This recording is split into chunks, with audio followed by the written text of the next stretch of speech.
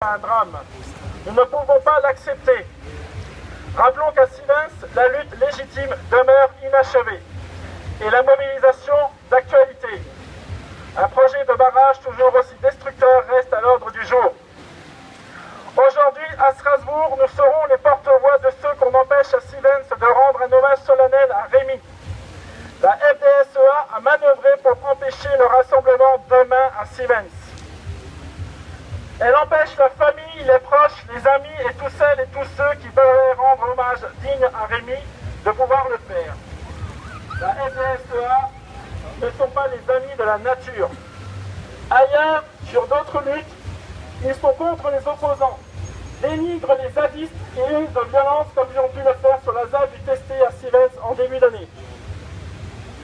C'est inacceptable. C'est inacceptable car demain en Alsace, les retrouverons-nous à user d'intimidation et à recourir à ces mêmes brutalités contre ceux qui s'opposent à la ferme-usine des 1200 tourillons à Winterthur. Aujourd'hui, si nous sommes rassemblés, c'est aussi pour montrer notre solidarité, pour rappeler qu'actuellement notre territoire sont concernés par des projets destructeurs où le débat démocratique est spolié. GCO en Alsace, Bure en Lorraine, la LGV Lyon-Turin ou encore Notre-Dame-des-Landes en Loire-Atlantique. Ici comme ailleurs, nous refusons de voir mourir un militant pour une cause d'intérêt général et voulons réaffirmer de manière unitaire, apaisée mais résolue que la violence est l'enfant naturel de la rupture du débat démocratique. Et je vais passer la parole à Arnaud pour Alsace Nature.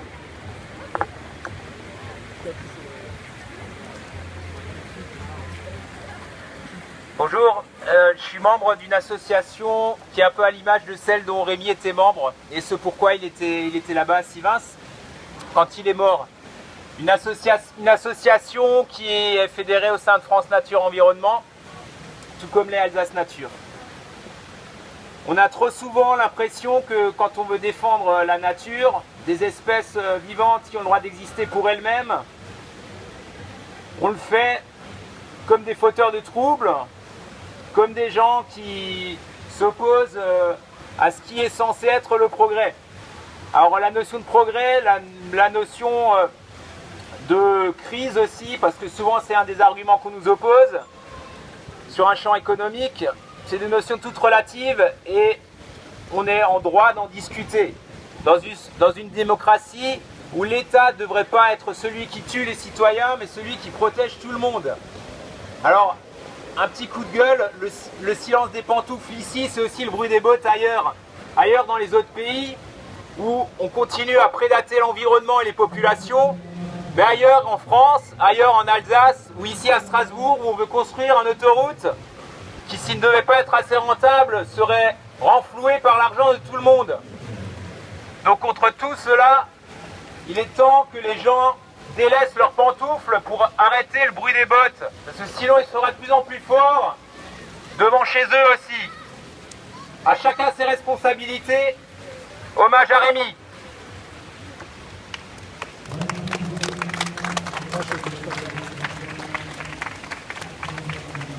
Et maintenant, je vais donner la parole à Pierre de Stop Fessenheim.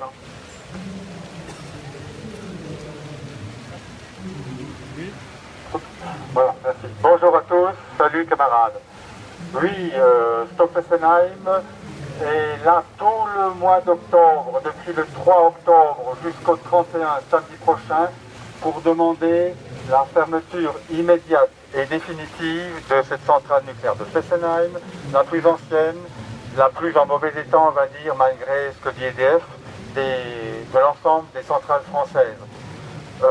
Personnellement, je suis là, moi, tous les jours, de 11h en gros à 18h, parce que je pense qu'il faut aussi, à côté des autres modes d'action, pétition et autres, imaginer d'autres modes.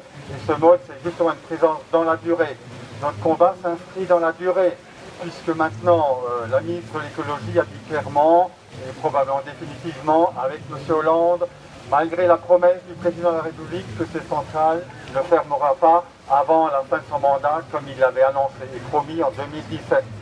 Donc dans ma tête, nous sommes là pour, après encore, Voilà, puisque clairement il y a l'EPR, comme vous le savez, qui n'ouvrira jamais, et que donc au plus tôt elle fermera peut-être en 2018. Clairement pour moi, ils veulent la continuer pour 20 ans encore. C'est-à-dire qu'elle aura probablement 60 ans avec tous les risques que ça court. Voilà. Je ne veux pas être trop long, je voulais juste de mon point de vue donc ajouter que mon implication, deux choses. Mon implication personnelle, puisque ça correspond à ma philosophie, c'est que pendant 4 semaines, je suis là en train de jeûner, non pas pour faire du chantage, mais pour montrer un engagement total, corps et âme, dans ce combat.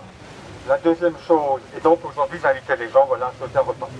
Samedi prochain, par rapport à cette action, qui va se terminer, donc il passe raisonnablement, à un moment donné, il faut s'arrêter avant de reprendre. On vous invite aussi tous, autour de midi, on va dire, et après, à partager une soupe antinucléaire. Bienvenue à vous. La dernière chose au niveau un peu fondamental, comme le disait mon ami Arnaud, je prendrai une autre image, c'est que la violence policière, malheureusement, pour moi et pour nous, n'est que la partie visible de l'iceberg qui s'appelle la violence politique de l'État institutionnel. À savoir qu'elle cache toute cette fracture qui grandit. Avant, on parlait de fracture sociale entre les classes moyennes, mais elle n'existe plus et plus populaire. Maintenant, c'est carrément entre une élite, que moi j'appelle les puissants, une caste politique qui dépend entièrement, qui se soumet de plus en plus à la puissance de l'argent, du fric et de la puissance économique. Et après, il reste nous, des citoyens. Et j'appelle effectivement tous les gens à dépasser l'idée de militants et à venir se rassembler, par exemple, samedi prochain. Merci à vous.